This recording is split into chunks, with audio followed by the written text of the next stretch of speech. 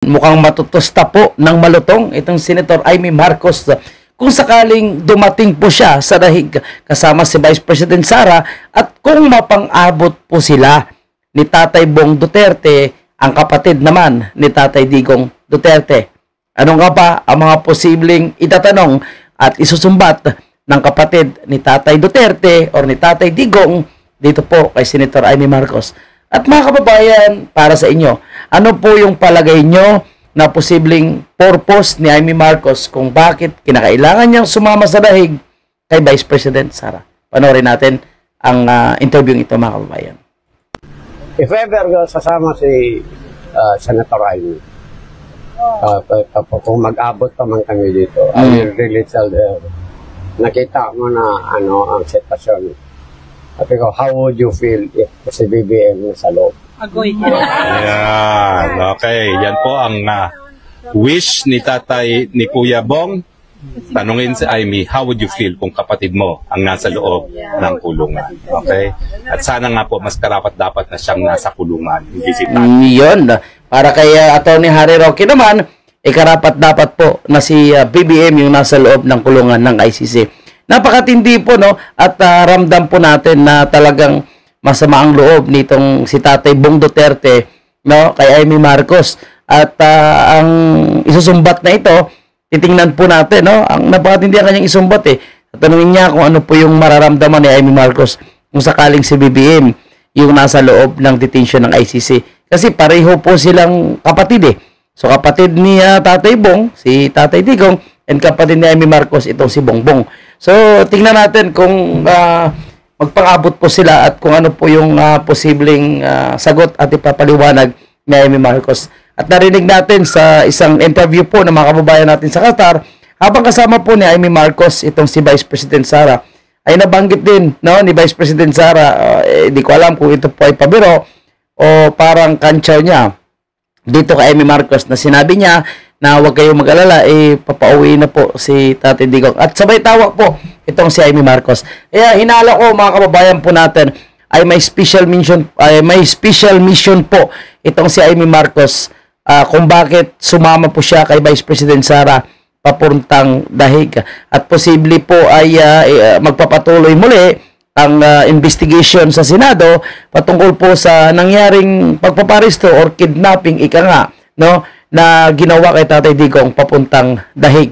At si Marcos Jr. naman, sabi niya nga po, mga kababayan natin, ay hindi daw po siya, no, papayag na magkaroon din ng mga kondisyon sa reconciliation na kanyang hinihingi po sa mga Duterte. At yan po, ito panoorin natin, mga kababayan, ha. No. That's not how reconciliation works. You don't put conditions to reconcile. If you're sincere, you want to reconcile, let's sit in front of you. Ano ba talaga problema? Paano nangyari ito? Tanggalin natin ang problema. Pero isasabihin mo, hindi ako makikipag-usap hanggang ibigay mo sa akin ito. Wala pupuntahan natin. Okay.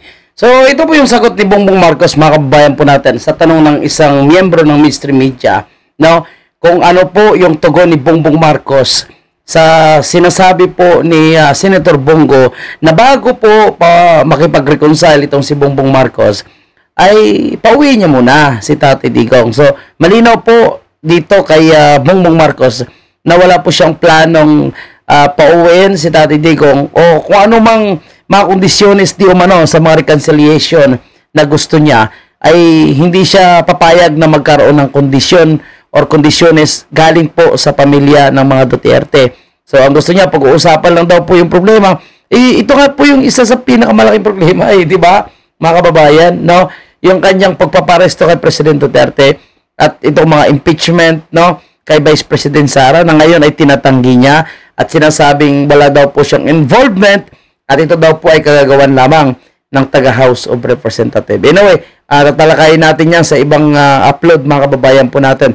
Again, no, kung magre-reconcile siya, tapos hindi niya naman pala gagawin, no, itama yung kanyang maling ginawa.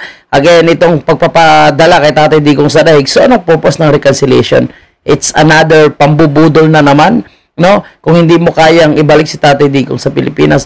At bakit, no, sinasabi niya na bakit daw hingi ng kondisyon. Siyempre, kung gusto mo makipag-reconcile, gusto mo makipag-ayos, ibigay mo yung kondisyon, no? Bago ka papatawarin. Anong gusto? Papatawarin ka lang, no? Na wala kang gagawin na itama ang mali mong ginawa. So, yan. Kung talagang seryoso si Marcos Jr., dapat ibalik niya sa Tatay Digong. And pwede niya sabihin na titingnan ko. Pero malinaw po na yung hinihiling ni Marcos Jr. na reconciliation ay isang pakitang tao lamang sa interview niya kay Katonying at hindi po ito seryoso. Yan po yung aking opinion at pananaw, mga kababayan. Pagkatapos niya sagutin, no, na hindi siya makikipagkasundo or hindi siya tatanggap ng anumang kondisyon before the reconciliation na hinihingi ng kampo ni President Duterte, ng mga Duterte, sinasabi niya na hindi siya papayag na mayroong mga kondisyon. Yan po yung aking opinion, mga kababayan po natin. So, kayo po. At kung ano man ang inyong opinion, ano man inyong komento, dito po sa naging pahayag ni Marcos Jr., huwag kalimutan iwanan dyan sa ating comment section. Maraming salamat po sa inyong lahat. At naway magiging totoo yung sinabi po ni Vice President Sara na gagawa ng paraan ni Amy Marcos na maiuwi si Tatay Digong.